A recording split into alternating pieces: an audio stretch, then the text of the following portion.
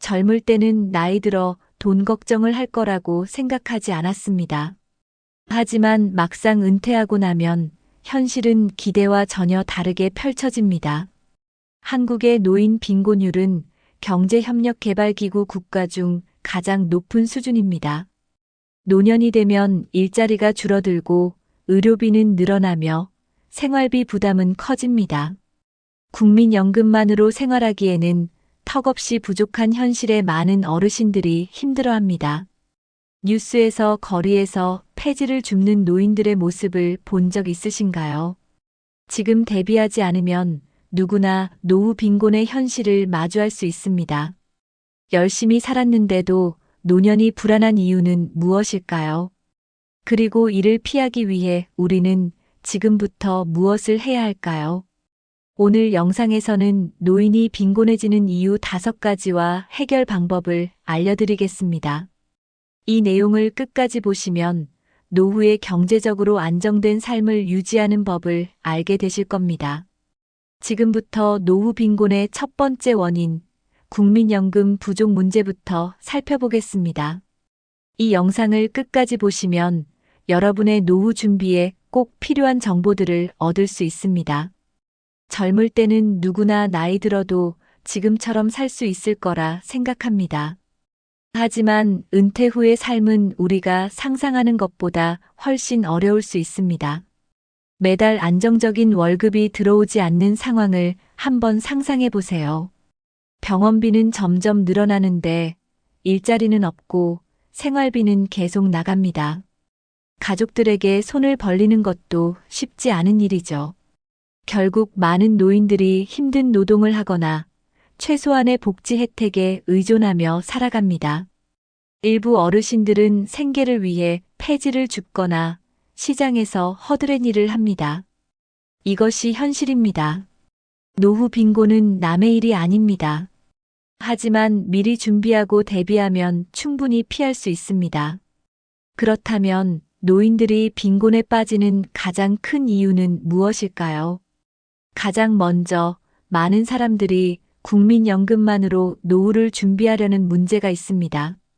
하지만 국민연금만으로는 기본적인 생활을 유지하기조차 어렵습니다. 지금부터 그 이유를 자세히 살펴보겠습니다. 한국의 노인 빈곤율은 경제협력개발기구 국가 중에서 가장 높습니다. 많은 선진국들은 은퇴 후 연금을 통해 안정적인 생활을 보장받습니다. 하지만 한국의 현실은 다릅니다. 평균적으로 국민연금을 받는 금액은 월 30만 원에서 40만 원 수준입니다. 이 돈으로 한 달 동안 생활이 가능할까요? 최소한의 생활비를 계산해도 월 200만 원 이상이 필요하다는 연구 결과가 있습니다. 하지만 대다수의 노인들은 연금 외에는 별다른 수입이 없는 경우가 많습니다. 젊었을 때 국민연금에 가입하지 않았거나 가입 기간이 짧다면 더욱 심각합니다. 그렇다면 국민연금이 부족한 이유는 무엇일까요? 바로 연금 가입 기간이 짧고 납입액이 낮았기 때문입니다. 한국의 국민연금 제도는 본격적으로 도입된 지 오래되지 않았습니다. 그래서 지금의 노년층은 충분한 연금을 받지 못하는 경우가 많습니다. 그렇다면 연금만으로 부족한 상황에서 우리는 어떻게 대비해야 할까요? 많은 사람들이 국민연금만으로 노후를 대비할 수 있을 거라고 생각합니다. 하지만 현실은 그렇지 않습니다. 국민연금은 가입 기간과 납입액에 따라 지급 금액이 달라집니다. 연금을 충분히 받기 위해서는 최소 20년 이상 납입해야 합니다. 하지만 많은 사람들이 중간에 실직하거나 경제적 이유로 연금을 내지 못하는 경우가 많습니다. 그 결과 정작 은퇴 후에는 연금으로 생활하기 어려운 상황이 됩니다. 실제로 많은 어르신들이 연금만으로는 월세나 생활비조차 감당하기 힘들다고 말합니다. 그렇다면 국민연금 외에 추가적인 소득원이 필요하지 않을까요? 바로 이 점이 노후 준비의 핵심입니다. 연금만으로는 부족하기 때문에 추가적인 자산 관리가 필요합니다. 부동산, 주식, 개인연금 같은 다양한 금융수단을 활용해야 합니다. 그렇지 않으면 은퇴 후 경제적으로 어려움을 겪을 가능성이 큽니다. 그렇다면 연금 외에도 노후 빈곤의 원인이 되는 또 다른 요소는 무엇일까요? 국민연금만으로는 부족하기 때문에 추가적인 소득을 마련해야 합니다. 많은 사람들이 노후를 대비하지 않고 젊을 때 돈을 모으지 못하는 경우가 많습니다. 하지만 은퇴 후에도 일정한 수입이 없다면 생활이 불안정해집니다. 그렇다면 어떻게 하면 노후에도 안정적인 수입을 유지할 수 있을까요? 가장 먼저 고려해야 할 것은 개인연금이나 퇴직연금 같은 금융상품 활용입니다. 두 번째는 은퇴 후에도 지속적으로 돈을 벌 수 있는 구조를 만드는 것입니다. 예를 들어 소자본 창업, 온라인 사업, 임대 수익 같은 소득원을 미리 준비하는 것이 중요합니다. 또 하나 중요한 것은 불필요한 지출을 줄이고 자산을 효율적으로 관리하는 것입니다. 아무리 돈이 많아도 계획 없이 사용하면 금방 바닥이 납니다. 그래서 젊을 때부터 재테크를 배우고 노후 자금을 미리 준비하는 것이 필요합니다. 안정적인 노후를 위해서는 국민연금뿐만 아니라 여러 가지 소득원을 만드는 것이 필수적입니다. 결국 돈이 없으면 노년의 삶은 불안정해질 수밖에 없습니다. 그렇다면 노후 빈곤을 더 악화시키는 또 다른 원인은 무엇일까요? 많은 사람들이 젊었을 때는 노후 준비의 중요성을 간과합니다. 돈을 벌면 당장의 소비가 더 중요하다고 생각하기 때문입니다. 집을 사거나 자녀 교육비를 대거나 생활비를 충당하느라 정작 자신의 노후 준비는 미뤄둡니다. 하지만 은퇴 후에는 더 이상 고정적인 수입이 없다는 점을 기억해야 합니다. 젊을 때부터 노후 자금을 마련하지 않으면 막상 닥쳤을 때 큰 어려움을 겪을 수 있습니다. 특히 한국 사회는 자녀 교육에 대한 투자 비중이 높아 노후 자금 마련이 더 어려운 구조입니다. 자녀의 학비, 결혼자금 등을 지원하느라 정작 자신의 노후 준비는 뒷전이 되는 경우가 많습니다. 하지만 자녀가 독립한 후 남은 것은 준비되지 않은 노후와 생활비 걱정뿐입니다. 젊을 때 저축과 투자를 소홀히 하면 결국 은퇴 후 빈곤의 길로 들어설 가능성이 큽니다. 노후를 위해서는 소비 습관을 바꾸고 조금이라도 꾸준히 저축하는 것이 중요합니다. 매달 일정 금액을 노후 대비 자금으로 떼어놓는 습관이 필요합니다. 소비보다 저축을 우선시하는 태도가 안정적인 노후를 만드는 첫걸음이 됩니다. 그렇다면 저축 부족보다 더 큰 문제는 무엇일까요? 바로 평균 수명의 증가입니다. 평균 수명이 길어지면서 노후 생활도 훨씬 길어졌습니다. 과거에는 은퇴 후 10년에서 20년을 살았지만 지금은 30년 이상 살아야 할 수도 있습니다. 하지만 많은 사람들이 여전히 은퇴 후 10년 정도만 대비하는 경향이 있습니다. 기대보다 오래 살게 되면 준비한 돈이 부족해질 가능성이 커집니다. 노후에 일을 할 수 있는 나이는 한정되어 있기 때문에 미리 충분한 자금을 마련해야 합니다. 문제는 의료비, 생활비가 계속 증가하면서 노후 자금이 예상보다 빨리 줄어든다는 점입니다. 실제로 많은 노인들이 70대, 80대가 되면서 생활비 부족을 심각하게 경험하고 있습니다. 특히 건강이 나빠질 경우 병원비가 커다란 경제적 부담으로 작용할 수 있습니다. 돈이 부족하면 결국 기초생활비에도 어려움을 겪을 수밖에 없습니다. 따라서 노후 대비는 단기적인 계획이 아니라 장기적으로 준비해야 하는 문제입니다. 오래 살수록 돈이 더 많이 필요하다는 점을 반드시 염두에 두어야 합니다. 노후 자금을 마련하기 위해서는 투자와 자산 관리를 병행하는 것이 필요합니다. 그렇다면 노후 자금을 마련하는 데 있어 가장 큰 걸림돌은 무엇일까요? 바로 자녀 지원 문제입니다. 한국 부모들은 자녀에게 많은 경제적 지원을 합니다. 학비, 결혼자금, 주택 구입비까지 도와주는 경우가 흔합니다. 하지만 이런 지원이 결국 자신의 노후를 어렵게 만들 수도 있습니다. 부모가 자녀를 지원하는 것은 당연한 일이지만 지나친 부담이 되면 안 됩니다. 실제로 많은 부모들이 자녀를 위해 자신의 노후 자금을 다 써버리는 경우가 많습니다. 자녀의 결혼과 취업이 늦어지면서 부모가 생활비를 지원하는 기간도 길어지고 있습니다. 하지만 부모가 노후를 준비하지 못하면 결국 자녀에게 경제적 부담이 전가될 수 있습니다. 자녀를 돕는 것도 중요하지만 자신의 노후를 먼저 챙기는 것이 더 현명한 선택입니다. 부모가 경제적으로 독립해야 자녀들도 부담 없이 자신의 삶을 꾸려나갈 수 있습니다. 자녀 지원을 하더라도 자신의 노후 자금을 우선적으로 확보하는 것이 중요합니다. 무조건적인 지원이 아니라 현실적으로 감당할 수 있는 선에서 돕는 것이 필요합니다. 결국 노후 준비가 부족하면 부모도 힘들고 자녀도 부담을 느끼게 됩니다. 노후 생활에서 가장 큰 지출 중 하나는 바로 의료비입니다.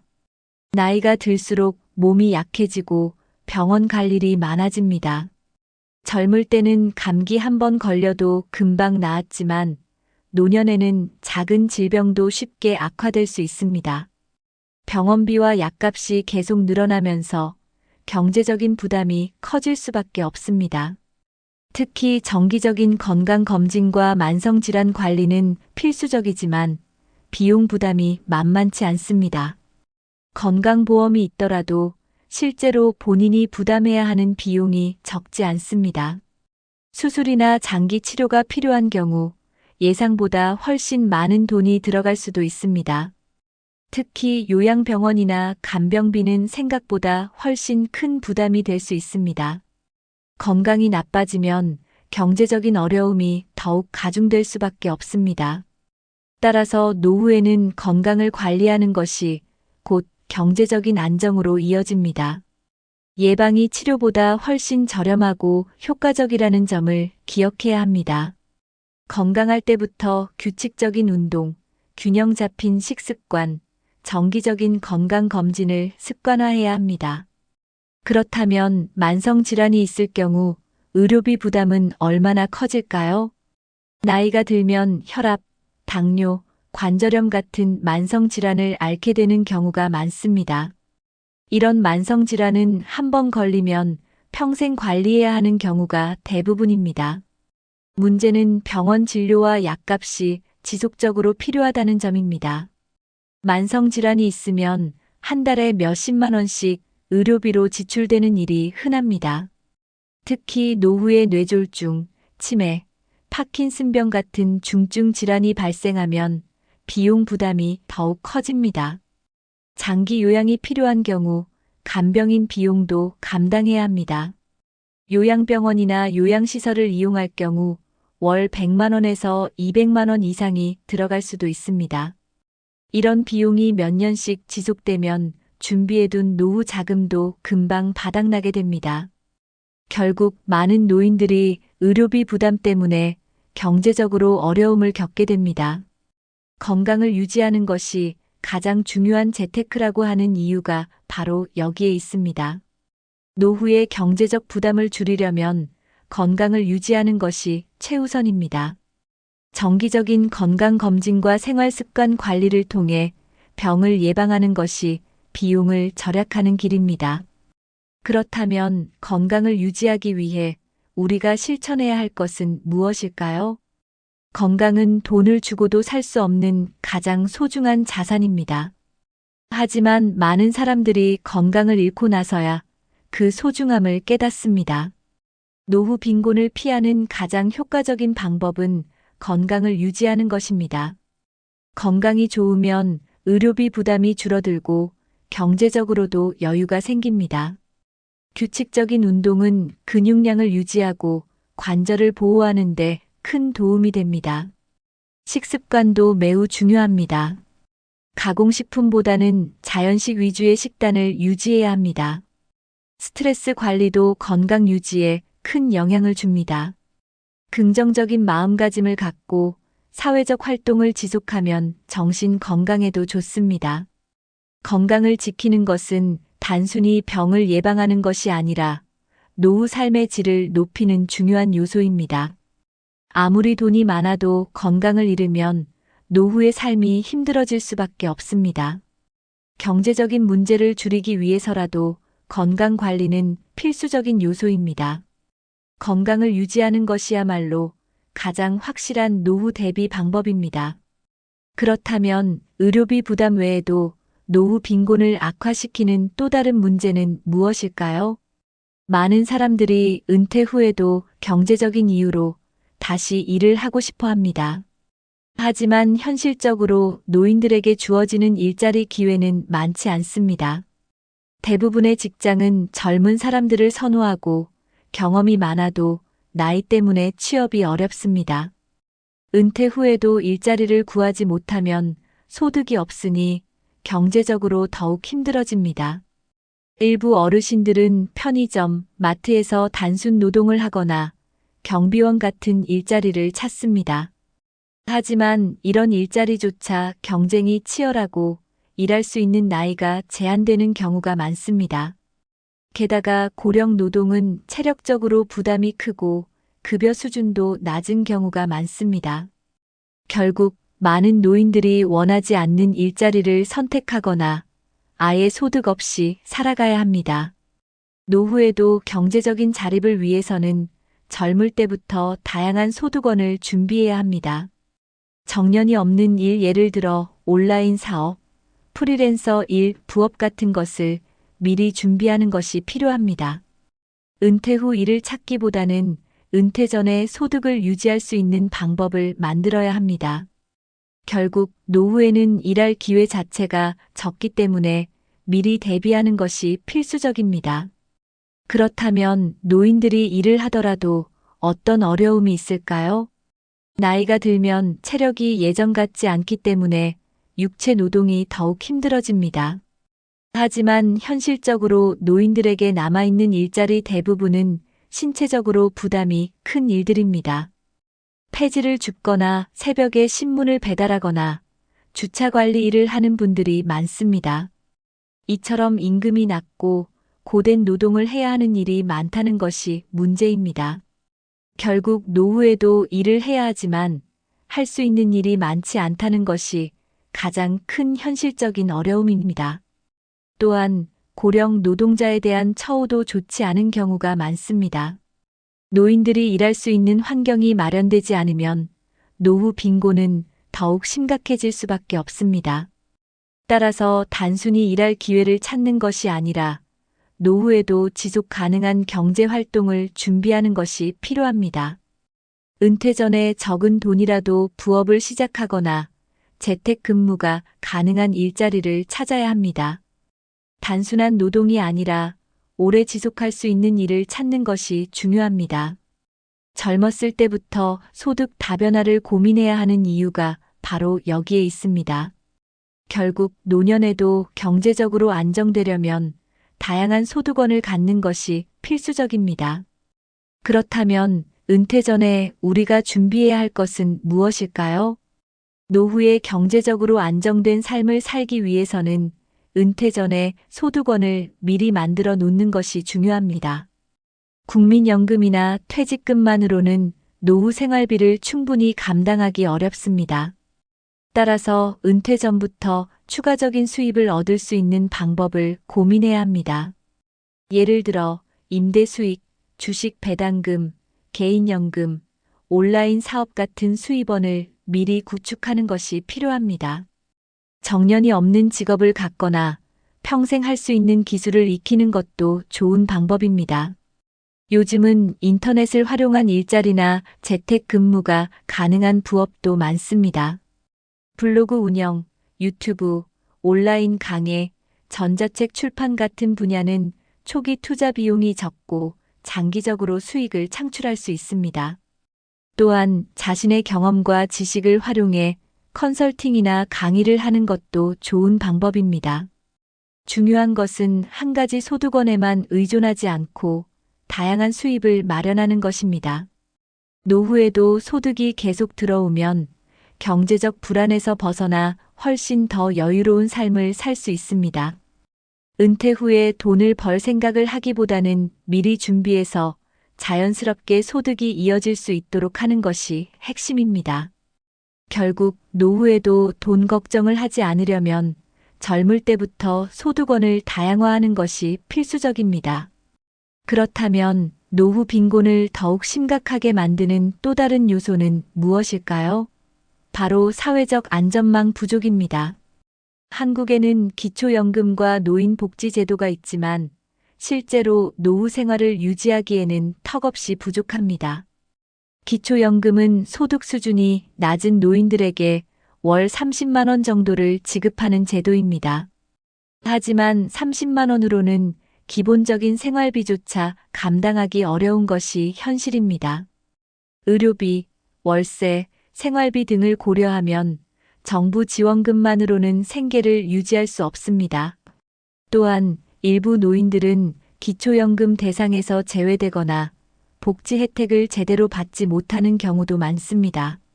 특히 소득이 애매한 계층은 연금 수령액이 낮아도 복지 혜택을 받기 어렵습니다.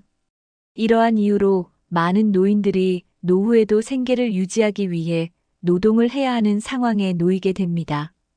복지 제도가 있더라도 실제 생활에서 체감하는 지원은 매우 부족한 실정입니다.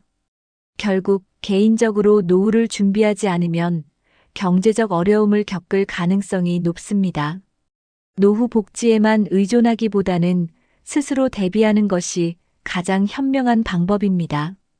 국가의 지원이 미비한 만큼 개인적인 준비가 더욱 중요해지고 있습니다. 그렇다면 가족이 노후를 보장해 줄 수 있을까요? 안타깝게도 현실은 그렇지 않습니다. 예전에는 부모가 나이가 들면 자녀가 부양하는 것이 당연한 문화였습니다. 하지만 지금은 핵가족화와 경제적 어려움으로 인해 자녀가 부모를 책임지는 것이 쉽지 않습니다. 자녀들도 본인의 생계를 유지하기 바쁘고 부모를 경제적으로 돕기가 어려운 경우가 많습니다. 실제로 많은 부모들이 자녀에게 손을 벌리지 않으려고 스스로 생계를 책임지려고 합니다. 하지만 일할 기회는 부족하고 연금만으로는 생활이 어려운 것이 현실입니다. 그렇다고 사회가 노인들의 삶을 완전히 보장해주는 것도 아닙니다.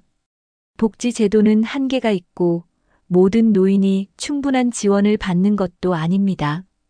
결국 노인은 가족에게도 사회에게도 의존하기 어려운 상황에 놓이게 됩니다. 그렇다면 노후를 대비하기 위해 우리는 지금 무엇을 해야 할까요? 가장 중요한 것은 자신의 노후를 스스로 준비하는 것입니다. 돈을 모으고 소득원을 만들고 건강을 유지하는 것이 가장 확실한 방법입니다. 노후에 가족과 사회의 도움을 기대하기보다는 자립할 수 있는 시스템을 갖춰야 합니다. 그렇다면 노후 준비를 위해 지금부터 실천해야 할 가장 중요한 것은 무엇일까요? 노후를 대비하는 가장 좋은 방법은 일찍부터 준비하는 것입니다. 경제적 여유가 있을 때 노후 자금을 꾸준히 모아야 합니다. 연금만 믿지 말고 개인연금, 투자, 저축 등을 병행해야 합니다. 일할 수 있을 때 노후에도 지속 가능한 소득원을 만들어 놓는 것이 중요합니다. 건강을 유지하는 것도 노후 준비의 중요한 요소입니다. 건강이 좋으면 의료비 부담을 줄이고 오랫동안 활동하며 소득을 얻을 수도 있습니다. 또한 나이가 들수록 사회적 관계를 유지하는 것도 중요합니다. 고립되지 않도록 동호회, 봉사활동, 취미생활 등을 통해 사람들과 교류해야 합니다. 노후 준비는 단순히 돈을 모으는 것이 아니라 삶의 질을 높이는 종합적인 과정입니다. 지금부터라도 조금씩 준비하면 노후의 삶은 훨씬 더 안정될 수 있습니다. 오늘 소개한 내용을 잘 기억하고 하나씩 실천해 보시길 바랍니다.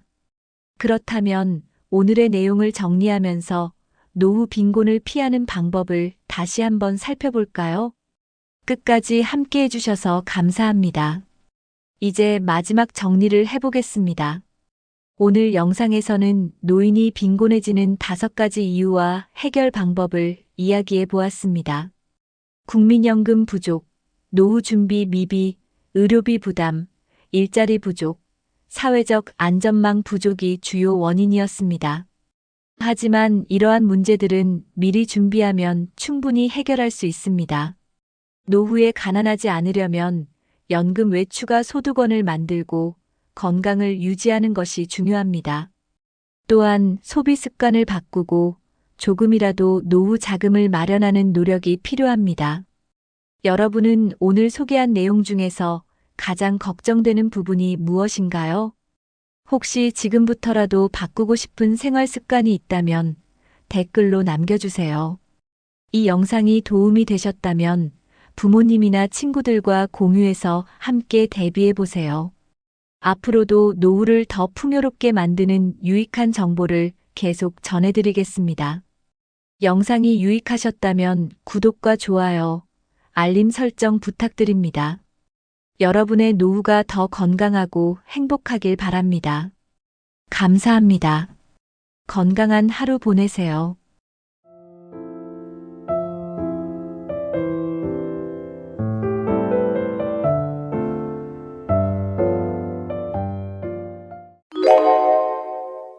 여러분, 목욕 좋아하시죠?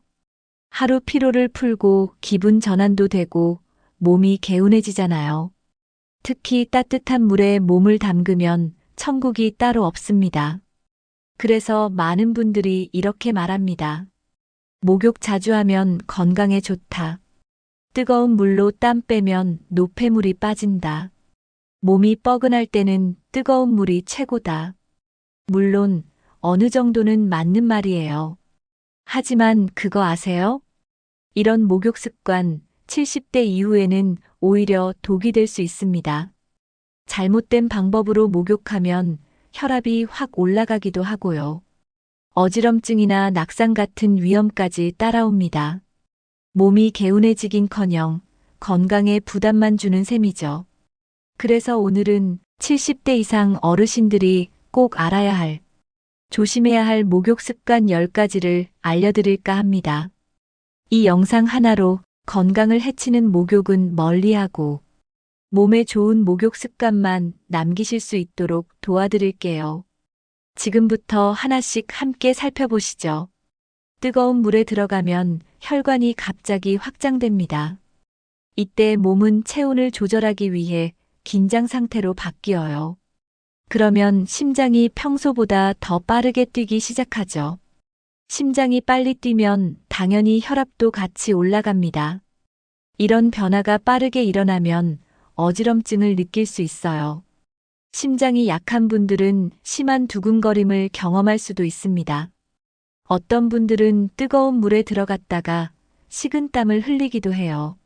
몸이 갑자기 적응하지 못해서 생기는 반응이죠. 특히 고혈압이나 심장 질환이 있는 분들은 아주 위험할 수 있어요. 자기도 모르게 혈압이 확 올라가면 뇌졸중 위험도 높아지거든요. 목욕은 편안해야 하는데 긴장 상태로 만들면 오히려 해가 됩니다.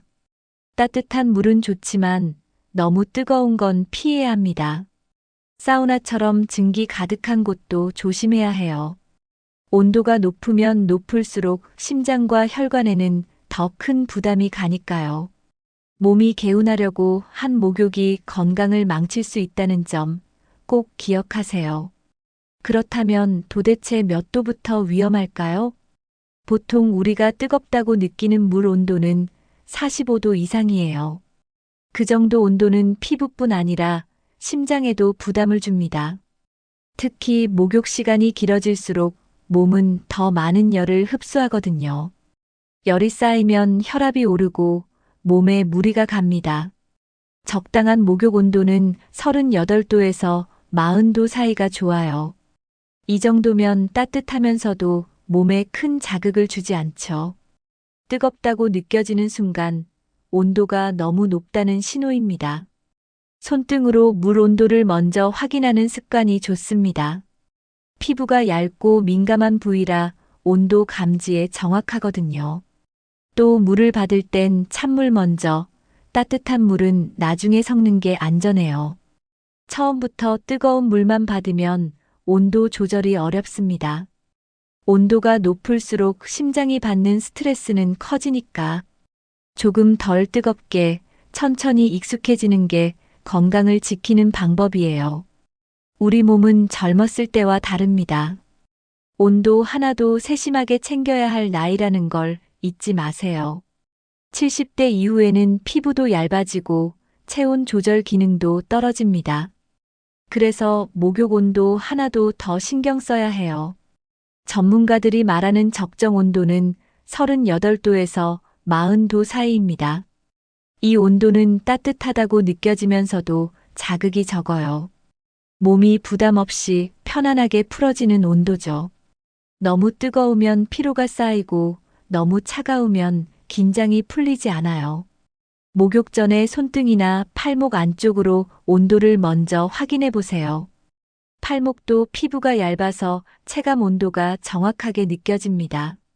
몸을 물에 담글 땐 발부터 천천히 들어가는 게 좋아요. 갑자기 전신을 담그면 쇼크 반응이 올 수도 있거든요. 처음에는 반신욕처럼 허리까지, 그 다음 가슴 위까지 천천히 적시는 것도 방법입니다. 목욕이 건강해지는 시간이 되려면 온도가 핵심입니다. 따뜻하지만 부담 없게, 자극 없이 부드럽게, 그게 바로 70대에게 맞는 목욕입니다. 오늘부터라도 너무 뜨거운 물은 피하고 부드러운 온도에서 편하게 쉬어보세요. 그게 진짜 몸이 좋아하는 목욕입니다. 식사를 하면 우리 몸은 위장을 중심으로 혈액을 보냅니다. 음식을 소화시키기 위해 에너지가 집중되는 거죠. 그런데 이때 목욕을 하면 상황이 달라집니다. 따뜻한 물에 들어가면 피부 쪽으로 혈액이 몰려버립니다. 결국 소화기관은 제 역할을 하지 못하게 되는 거예요. 위장은 피가 부족하니 소화가 느려지고 속이 더부룩하거나 메스꺼움을 느낄 수도 있어요. 심하면 소화불량이나 복통이 생길 수도 있고요. 몸이 피곤한 상태에서 목욕까지 하면 부담이 더 커집니다. 특히 고령일수록 이런 변화에 몸이 민감하게 반응합니다. 소화도 덜 되고 몸 전체가 피곤해질 수 있어요. 식사 후 바로 목욕하는 습관, 그동안 당연하게 생각하셨다면 이제는 꼭 조심하셔야 합니다. 위장도 쉬고 몸도 쉴 수 있도록 시간을 두는 게 중요해요. 소화가 먼저, 그 다음이 목욕이라는 거 기억해 두세요. 식사 직후 목욕하는 분들 중에 식후에 속이 더부룩하다, 가스가 찬다, 복통이 있다. 이런 증상을 느끼는 분들이 꽤 많습니다. 그 이유 중 하나가 바로 소화 중단입니다. 몸은 소화를 위해 위장 쪽으로 집중해야 하는데 목욕으로 인해 에너지가 다른 데로 빠지기 때문이에요. 따뜻한 물로 인해 피부 혈관이 확장되면 소화에 필요한 피가 피부로 가버립니다. 결국 위장은 일을 멈출 수밖에 없죠. 또 식후 몸이 따뜻해지면서 자칫 나른함이 과해져 졸림이나 피로감도 커집니다. 이 상태에서 너무 오래 목욕하면 속이 미식거리거나 트림이 자주 나올 수 있어요. 복부 팽만감도 느껴질 수 있고요. 특히 나이가 들수록 위장 기능은 떨어지기 때문에 조금의 습관 차이도 큰 영향을 미칩니다.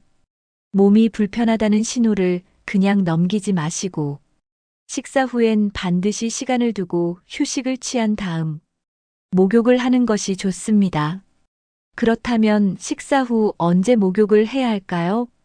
보통은 식사 후 최소 1시간 정도는 쉬는 것이 좋습니다. 음식의 양이 많았다면 1시간에서 1시간 반까지 기다리는 게 안전해요. 이 시간 동안 소화가 어느 정도 진행되기 때문이에요. 배가 좀 가볍다고 느껴질 때쯤 목욕을 시작하는 것이 좋습니다. 특히 저녁 식사 후에는 너무 늦은 시간보다 식후 충분한 시간 후 잠들기 전이 가장 좋습니다. 이렇게 하면 소화도 돕고 숙면에도 도움이 됩니다. 만약 급하게 목욕을 해야 하는 상황이라면 가볍게 샤워만 하고 전신을 담그는 목욕은 피해주세요. 뜨거운 물보다는 미지근한 물로 짧게 마무리하는 게 안전합니다. 또 반신욕처럼 허리까지만 담그는 것도 괜찮습니다. 식후 바로 욕조에 들어가는 건 절대 피해야 하고 무리하지 않는 선에서 편안한 방식으로 하는 게 가장 중요합니다. 몸이 먼저 편안해야 건강도 따라온다는 것. 이제는 꼭 기억해 주세요. 빈속에 목욕을 하면 어지러움을 느끼는 분들 많으시죠? 그 이유는 바로 저혈당 때문입니다. 오랜 시간 식사를 하지 않으면 몸 안에 당이 부족해지기 시작합니다. 당은 몸의 에너지원인데 부족하면 몸이 휘청이게 되는 거죠. 그 상태에서 따뜻한 물에 몸을 담그면 혈관이 확장됩니다. 피가 피부 쪽으로 몰리면서 뇌로 가는 혈류가 일시적으로 줄어들 수 있어요. 결국 어지럼증이 생기고 심한 경우엔 쓰러질 수도 있어요. 특히 당뇨나 혈압 문제가 있는 분들은 더 주의해야 합니다. 식사 시간이 불규칙하거나 아침을 거르신 분들은 빈속 목욕은 피하셔야 해요. 목욕 중 갑자기 시야가 흐려지거나 머리가 핑 돌고 식은땀이 난다면 몸이 저혈당 신호를 보내고 있다는 뜻입니다. 이럴 땐 바로 물에서 나와야 하고 편하게 누워서 휴식을 취하셔야 합니다. 그냥 지나치면 큰 사고로 이어질 수 있기 때문에 빈속 목욕은 꼭 피해주세요. 아침 목욕을 하시는 분들이라면 빈속보다 가벼운 간식을 드시고 시작하시는 게 좋습니다. 바나나 1개, 우유 1잔, 삶은 달걀 1개 정도면 충분해요. 이 정도만 먹어도 저혈당 증상을 막을 수 있습니다. 가벼운 식사는 뇌에 필요한 당을 공급해주기 때문에 어지럼증이나 갑작스러운 피로감을 줄여줍니다. 특히 목욕 시간 전후로 체력 소모가 생기기 때문에 몸이 허전한 상태보다는 살짝 든든한 상태가 좋아요. 하지만 과식은 또 소화에 부담을 주니까 피해야 해요. 가볍게 소화 잘 되는 음식 위주로 챙기시는 게 좋습니다. 과일이나 견과류, 죽 종류도 좋은 선택입니다. 몸의 에너지를 살짝 채운 뒤 따뜻한 물에 들어가면 훨씬 더 편안하게 안정된 기분으로 목욕을 즐기실 수 있어요. 아무것도 먹지 않고 목욕하면 스트레스 호르몬이 증가할 수도 있는데 이것도 건강에 좋지 않기 때문에 간단한 식사가 필요합니다. 건강한 목욕의 시작은 바로 먹는 것부터라는 거 이제 잊지 마세요. 목욕 중에 갑자기 어지러움을 느꼈다면 가장 먼저 해야 할 일은 물에서 즉시 나오는 겁니다. 억지로 버티거나 계속 목욕을 하려는 건 매우 위험해요. 바닥에 주저앉거나 미끄러져 다치는 경우도 생길 수 있거든요. 물에서 나왔다면 수건으로 몸을 가볍게 닦고 앉거나 누운 상태로 호흡을 가다듬어야 합니다. 가능하면 창문을 열거나 환기를 시켜서 공기가 잘 통하는 곳으로 이동하는 게 좋아요. 물을 1잔 마시고 설탕이나 꿀이 들어간 음료를 마시면 금방 회복될 수 있습니다. 혹시 증상이 계속되면 즉시 병원에 가셔야 해요. 자신의 몸 상태를 가볍게 여기지 마시고 조금이라도 이상하면 바로 중단하고 쉬셔야 합니다. 특히 욕실은 미끄러운 공간이기 때문에 무리하게 움직이면 더 큰 사고로 이어질 수 있어요. 몸이 보내는 신호에 귀 기울이고 조금이라도 이상하다 싶으면 언제든지 멈출 수 있는 여유를 갖는 게 중요합니다. 욕실 문을 꼭 닫고 목욕하시는 분들 많으시죠? 따뜻한 물로 오래 목욕하다 보면 욕실 안에 김이 자욱해집니다. 이 증기 속에는 산소가 부족해질 수 있어요. 그렇게 되면 숨이 답답하거나 두통이 생길 수도 있습니다. 산소가 줄어들면 뇌로 가는 산소량도 감소해요. 특히 환기가 잘 안 되는 욕실이라면 더 위험합니다. 몸이 갑자기 무거워지거나 가슴이 답답해지는 느낌이 들 수 있어요. 호흡이 불편하면 심장에도 부담이 가기 때문에 고혈압, 심장 질환이 있는 분들에겐 특히 위험하죠. 또 땀이 많이 나면서 체온이 올라가는데 산소 부족까지 겹치면 어지럼증이 더 심해질 수 있어요. 숨이 막히는 듯한 느낌이 들면 바로 환기부터 시켜야 해요. 산소가 부족한 공간에 오래 머물면 졸음이 쏟아지기도 합니다.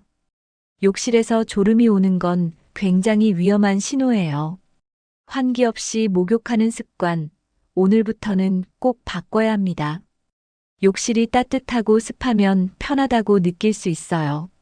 하지만 이런 환경이 우리 몸에는 오히려 부담이 될 수 있습니다. 특히 공기가 정체돼 있는 욕실 안은 두통을 유발할 수 있어요. 증기 때문에 산소가 줄어들고 숨쉬기가 답답해지죠. 어르신들은 젊은 사람들보다 호흡 기능이 떨어져 있기 때문에 조금만 산소가 부족해도 쉽게 숨이 찰 수 있어요. 호흡이 불편해지면 심장이 더 빨리 뛰게 되고 두통이나 어지럼증으로 이어지게 됩니다. 이런 환경이 반복되면 목욕 시간이 스트레스로 변하게 돼요. 욕실에 들어가기 전에 창문을 살짝 열어두거나 환풍기를 틀어두는 것만으로도 큰 도움이 됩니다. 실내 공기가 순환되면 숨쉬기가 훨씬 편해져요. 또 너무 뜨거운 물을 사용하지 않는 것도 방법이에요. 수증기를 줄이면 실내 공기 상태가 좋아지거든요. 가볍게 김이 생기는 정도까지만 유지하는 게 좋습니다. 환기를 하면 건강도 지키고 쾌적함도 유지할 수 있어요. 작은 습관 하나가 건강을 바꿔줄 수 있습니다. 욕실 환기는 생각보다 간단하면서도 효과가 큽니다. 먼저 목욕 전에 욕실 창문을 열어두는 것이 가장 기본이에요. 창문이 없다면 환풍기라도 꼭 돌려주세요. 환풍기는 공기를 밖으로 내보내주기 때문에 답답함이 줄어들고 습도도 낮춰줍니다. 목욕 중간에도 문을 살짝 열어두는 것도 좋아요. 공기가 순환되면 증기가 덜 차고 숨쉬기 편해지죠.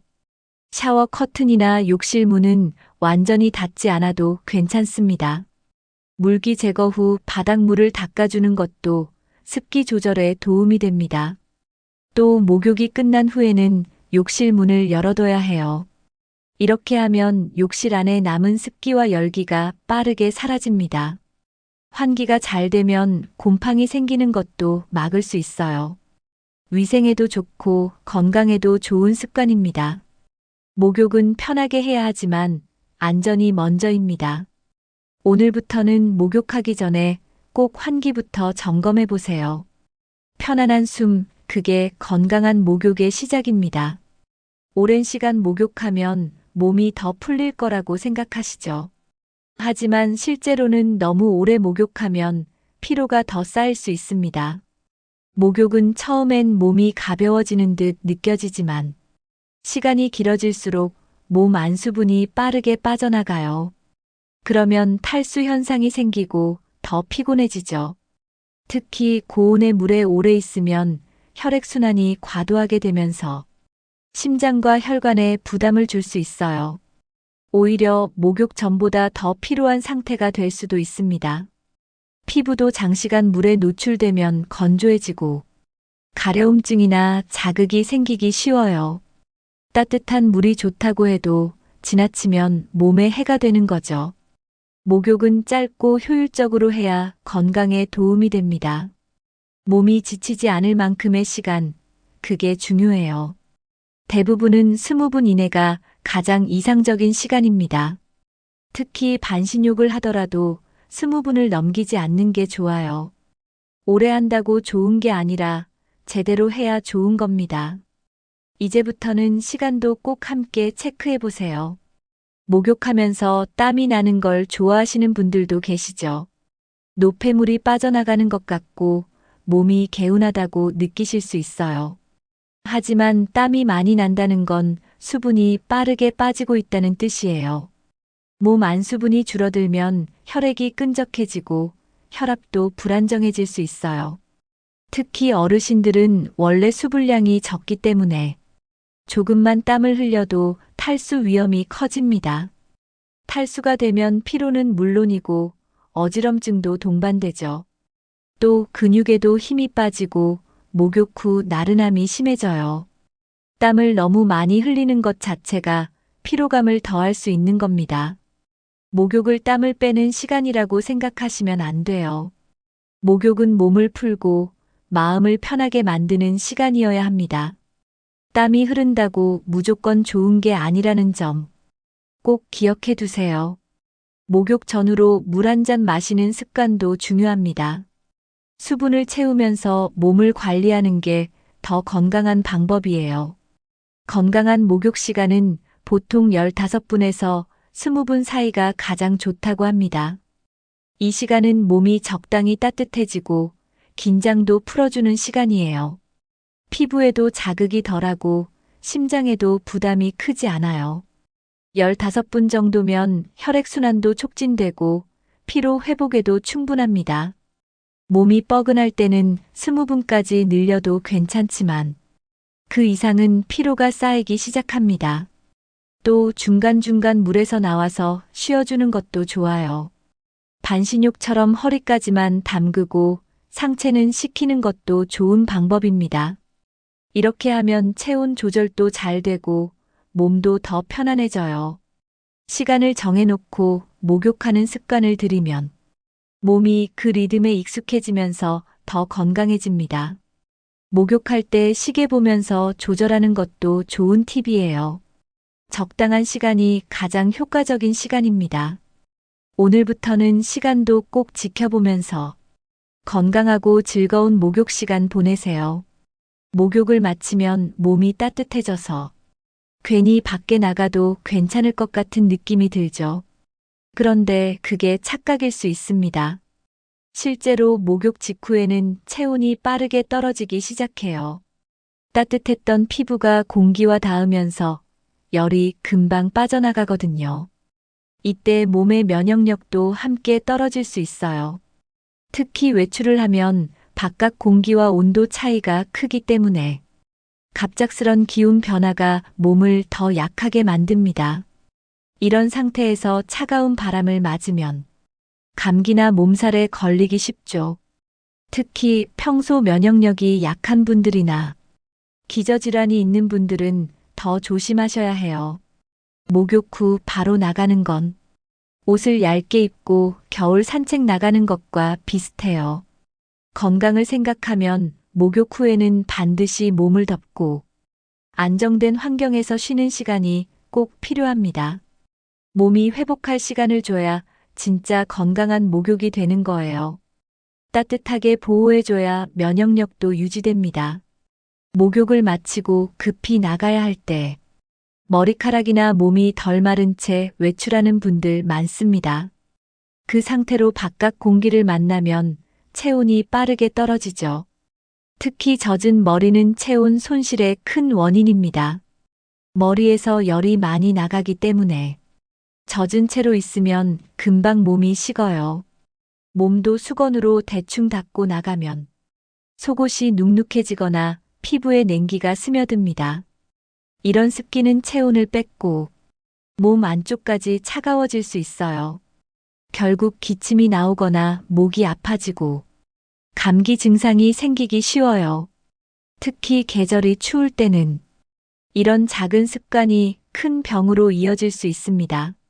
목욕 후엔 반드시 머리를 말리고 몸도 꼼꼼하게 닦아줘야 해요. 또 보온성 좋은 옷을 입고 양말도 꼭 신는 게 좋습니다.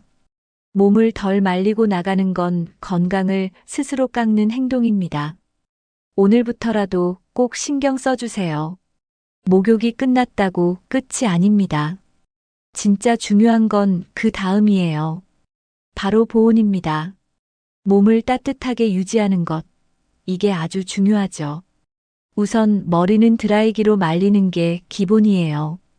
특히 두피가 찬 공기를 만나면 두통이 생기기 쉬워요. 머리를 말릴 땐 뿌리까지 꼼꼼히 말려주세요. 몸도 수건으로 꼼꼼하게 물기를 제거해줘야 체온이 유지됩니다. 그 다음은 따뜻한 옷을 입는 겁니다. 얇은 옷 여러 겹보다 보온성 좋은 옷 한 벌이 효과적이에요. 양말도 꼭 신어야 발이 차지 않아요. 그리고 따뜻한 차나 물을 한 잔 마시는 것도 좋습니다. 속까지 따뜻해지면 몸이 안정돼요. 목욕 후 보온은 건강을 지키는 마무리 단계입니다. 잊지 마세요. 따뜻한 몸이 병을 이깁니다. 욕실은 물기로 인해 가장 미끄러운 공간입니다. 젖은 바닥은 눈에 잘 안 보이지만 조금만 방심하면 금세 미끄러질 수 있어요. 특히 목욕 중에는 몸이 이완된 상태라 반응 속도도 느려져서 더 위험합니다. 욕실에서 넘어지면 어디든 부딪히기 쉽고 특히 타일 바닥은 충격이 강하게 전달되죠. 머리를 부딪히거나 엉덩방아를 찧으면 큰 부상으로 이어질 수 있습니다. 70대 이후엔 뼈가 약해지기 때문에 작은 충격도 큰 골절로 이어질 수 있어요. 낙상은 단순한 사고가 아닙니다. 회복하는데 시간이 오래 걸리고 생활의 질을 급격하게 떨어뜨릴 수 있어요. 욕실에서 일어난 낙상 사고로 거동이 어려워진 분들도 실제로 많습니다. 그래서 욕실은 항상 조심 또 조심이 필요한 공간이에요. 특히 목욕 시간에는 항상 미끄럼을 경계해야 합니다. 안전은 선택이 아니라 필수입니다. 답은 예입니다. 미끄럼 방지 매트는 욕실 필수품이라고 해도 과언이 아니에요. 매트 하나만 깔아도 사고 위험이 크게 줄어듭니다. 바닥이 미끄럽지 않다는 느낌만으로도 움직임이 훨씬 안정적이죠. 특히 욕조 안이나 샤워 공간 안쪽은 꼭 필요해요. 젖은 발로 미끄러지기 쉬운 구간이니까요.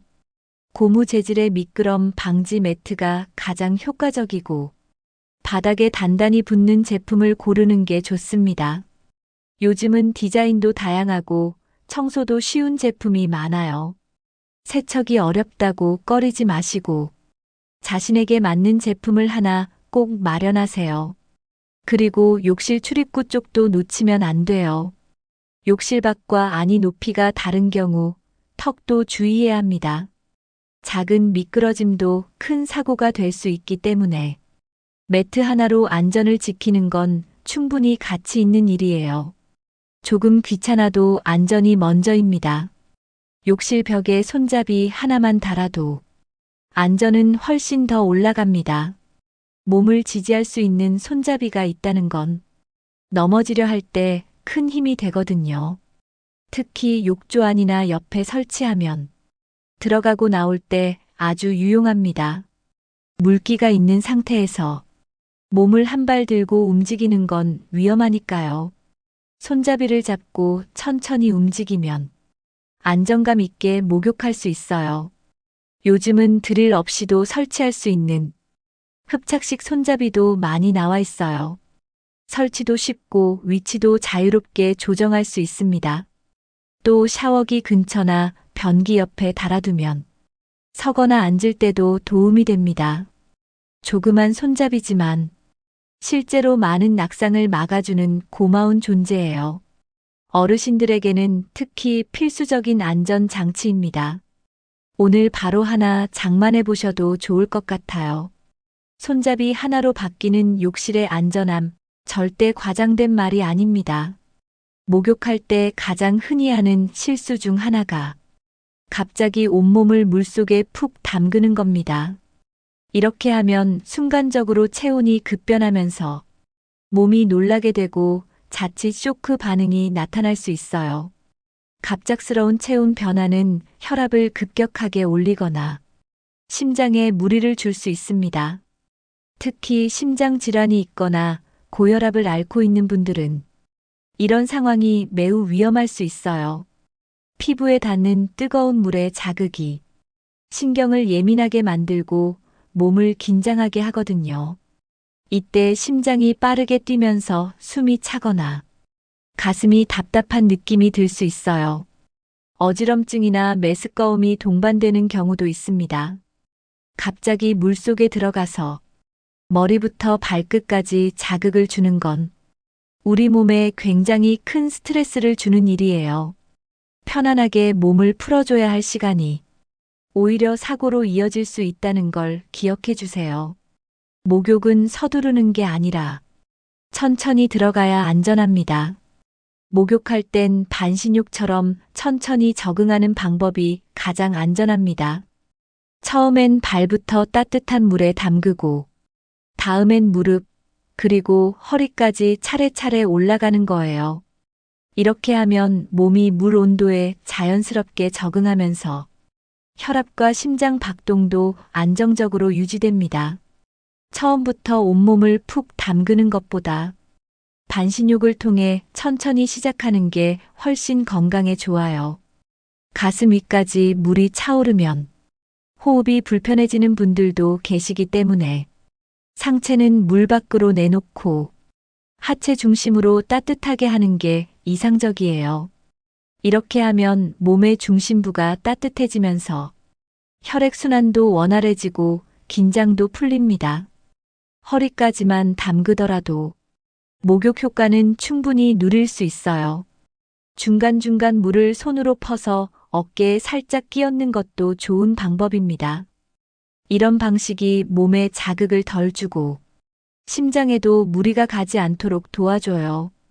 반신욕은 특히 어르신들께 더 잘 맞는 목욕 방법입니다. 편안하게, 천천히. 그게 진짜 건강한 목욕이 되는 길입니다. 목욕을 안전하게 하기 위해선 순서가 아주 중요합니다. 먼저 욕실에 들어가기 전 욕실 온도를 적당히 맞춰주세요. 너무 차갑거나 너무 뜨거운 욕실 환경은 몸에 부담을 줄 수 있어요. 다음은 발부터 물을 적셔주는 겁니다. 천천히 종아리, 무릎, 허리까지 물을 끼얹어 주세요. 이때 손등이나 팔 안쪽에 물 온도를 먼저 확인하는 것도 중요합니다. 온도가 괜찮다면 그 다음 반신욕처럼 앉아서 허리까지만 담가 보세요. 물속에서 몸이 충분히 적응됐다고 느껴지면 그때 가슴 위까지 천천히 담그는 게 좋습니다. 단 심장이 약하거나 호흡이 불편한 분들은 상체까지 담그는 건 피해 주세요. 중간중간 물에서 나와 쉬어주는 것도 좋고 물을 끼얹는 방식으로 몸을 따뜻하게 유지할 수도 있어요. 목욕은 편안해야 합니다. 서두르면 오히려 몸이 놀라게 되니까 반드시 순서를 지켜서 천천히 진행해 주세요. 습관만 바꿔도 목욕이 훨씬 더 안전해질 수 있습니다. 나이가 들수록 피부는 얇아지고 수분을 머금는 능력도 떨어집니다. 그래서 자극적인 바디워시는 오히려 피부를 해칠 수 있어요. 강한 세정력의 제품은 피부의 보호막까지 함께 씻어내버리거든요. 피부가 건조해지고 가려움증이나 각질이 더 심해질 수 있어요. 특히 향이 강하고 거품이 풍성한 제품일수록 화학 성분이 많이 들어있는 경우가 많습니다. 70대 이상의 피부는 젊은 피부처럼 쉽게 회복되지 않기 때문에 작은 자극도 크게 느껴질 수 있어요. 하루에 한 번 짧게 하는 목욕이라도 세정제 하나만 바꿔도 피부 상태가 달라집니다. 피부가 예민하거나 가려움이 자주 있는 분들은 먼저 사용하는 제품부터 점검해 보세요. 깨끗하게 씻는 것도 중요하지만 피부를 보호하는 게 더 중요할 수도 있습니다. 순하고 자극 없는 제품이야말로 노화된 피부에 꼭 필요한 선택입니다. 바디워시 하나가 피부 건강을 지켜줄 수 있어요. 세정제는 무조건 강할 필요 없습니다. 부드럽게, 편안하게, 피부도 쉬어야 하니까요. 우리 피부는 약산성으로 유지되어야 건강한 상태를 유지할 수 있어요. 약산성이란 말이 어려워 보이지만 쉽게 말하면 피부 보호막을 유지하는 균형입니다. 이 균형이 무너지면 세균이 쉽게 침투하거나 피부가 건조해지기 쉬운 상태가 되죠. 약산성 바디워시는 이 보호막을 지켜주기 때문에 세정 후에도 피부가 덜 건조하고 덜 자극적입니다. 세정력이 너무 강한 제품은 사용 후 당김 현상이나 가려움이 생기기 쉬워요. 그런 경험 있으셨다면 약산성 제품으로 바꿔보세요. 사용 후에도 피부가 촉촉하게 남는 느낌이 있을 겁니다. 또 약산성 바디워시는 피부 트러블이 자주 나는 분들에게도 잘 맞습니다. 샤워 후 따가움이나 붉어짐이 있다면 제품의 성분을 꼭 확인해 보셔야 해요. 요즘은 노인 피부에 맞춘 약산성 제품도 다양하게 나와 있으니 자신에게 맞는 걸 찾는 게 중요합니다. 부드럽게 씻고 편안하게 마무리하는 게 건강한 피부의 시작입니다. 피부에 자극이 덜한 제품을 고를 때는 천연 성분이 들어간 바디워시를 선택하는 것도 좋은 방법이에요. 예를 들어 알로에, 캐모마일, 오트밀 같은 성분은 피부 진정에 도움이 되고 보습 효과도 뛰어납니다. 이런 성분이 포함된 제품은 피부가 민감한 어르신들에게 잘 맞아요. 무향료, 무색소 제품도 자극을 줄이는데 효과적입니다. 제품 겉면에 전성분 표시가 되어 있으니 꼼꼼하게 확인하는 습관을 들여보세요. 모르는 성분이 너무 많거나 이름이 복잡한 화학 성분이 많다면 피하는 게 좋아요. 피부에 닿는 만큼 되도록 순하고 자연스러운 재료가 들어간 제품이 안전합니다. 샤워 후 따끔거리거나 피부가 당긴다면 지금 쓰고 있는 제품을 다시 살펴볼 필요가 있어요. 피부는 매일 관리해야 하는 기관입니다. 먹는 것만큼 바르는 것도 중요하다는 사실. 이제는 꼭 기억해 주세요. 피부가 편안해야 몸도 편안합니다. 목욕이 끝나면 몸이 촉촉해져 있다고 느끼시죠? 하지만 사실은 그때부터 피부 속 수분이 빠르게 증발하기 시작합니다. 물기가 마르면서 피부도 같이 건조해지는 거예요. 특히 따뜻한 물로 목욕했을 때는 피부 장벽이 약해져 있는 상태라 수분 손실이 훨씬 더 빠릅니다. 이럴 때 보습제를 안 바르면 피부는 금방 거칠어지고 주름이 생기기 쉬워요. 전문가들은 목욕 후 3분 안에 보습제를 바르라고 말합니다. 이 시기를 놓치면 보습 효과가 확 줄어들기 때문이에요. 3분 안에 바르면 피부 속에 남은 수분을 그대로 잡아주는 역할을 해줍니다. 보습은 단순히 건조함만 막는 게 아니에요. 피부를 보호하고 노화를 늦추는 중요한 습관입니다. 특히 70대 이후에는 피부 회복력이 떨어지기 때문에 보습 하나로도 피부 상태가 크게 달라집니다. 잊지 마세요. 목욕이 끝나면 바로 수건으로 톡톡 닦은 뒤 보습제를 챙겨주세요. 그게 피부 건강을 지키는 첫 걸음입니다. 보습제도 아무거나 바르면 안 됩니다. 특히 70대 이후에는 피부에 자극이 적고 보습 효과가 오래가는 제품을 골라야 해요. 가장 좋은 성분 중 하나는 세라마이드입니다. 세라마이드는 피부 장벽을 튼튼하게 만들어주고 수분이 날아가지 않게 막아주는 역할을 해요. 또 히알루론산도 자주 보이는 성분인데 이건 수분을 끌어당기는 능력이 뛰어나서 피부를 촉촉하게 유지하는 데 좋습니다. 판테놀, 알로에베라, 시어버터 같은 성분도 피부 진정과 보습에 아주 효과적이에요. 특히 시어버터는 건조하고 가려운 피부에 탁월하죠. 제품을 고를 땐 향이 너무 강하거나 색이 진한 제품은 피하는 게 좋아요. 자연에 가까운 성분 위주로 피부에 부담이 없는 제품을 고르세요. 성분표를 꼼꼼히 살펴보는 습관도 중요합니다. 피부는 매일 쓰는 것에 민감하게 반응하니까요. 70대 피부는 섬세하게 다뤄야 합니다. 좋은 성분이 든 보습제는 그만한 가치를 합니다. 보습제는 로션, 크림, 오일 다양하죠. 어떤 게 가장 좋을지 헷갈리실 수 있어요.